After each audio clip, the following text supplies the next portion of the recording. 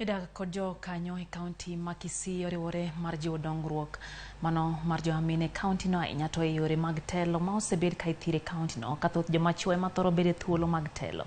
Ne giwe nyasi mano bagi kaonti ma Kisii kama ne giwacho ni paro mathiro dongruok ma joma mine kaonti no sani onego wito oko ka bende gijiwo siro puonj wa keini mar ikogi ne thuolo mag telo mana kaka joma chwo.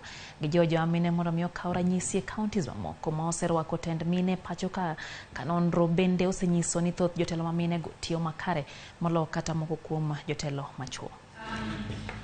Strategies we are supposed to have all that we can learn. Leo hii tuko katika mji wa Kisii. Tumekuja kufanya mazungumzo na viongozi na wakaji wa kaunti hii ya Kisii kuzungumzia mambo ya uongozi ya kina mama.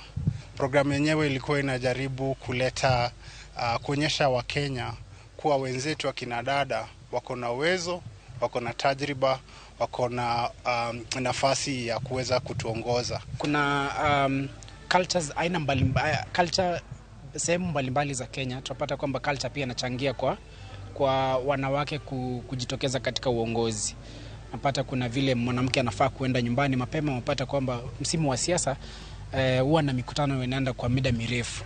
Na hivyo kikwetu hapa napata kwamba wakati mwingine wanawake wanafaa kuwa wamerudi nyumbani mapema. Kisii, among all the regions in Kenya, remains to be one of the regions which has never had a woman elected in parliament, except that for the women MP seat.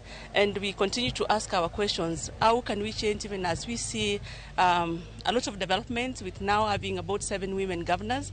How do we ensure that Kisii region is not left behind? I'm happy that today it was a grassroots communication. We've had Mama Mbogas joining us. We've had men actually coming up to say we want to bring inclusivity to this discussion about women and particularly political leadership. So I'm happy that this is not the first and the last. Is going to be a communication that is going to continue. Oganda makaluo kore jiwo mondo mi oket yore makare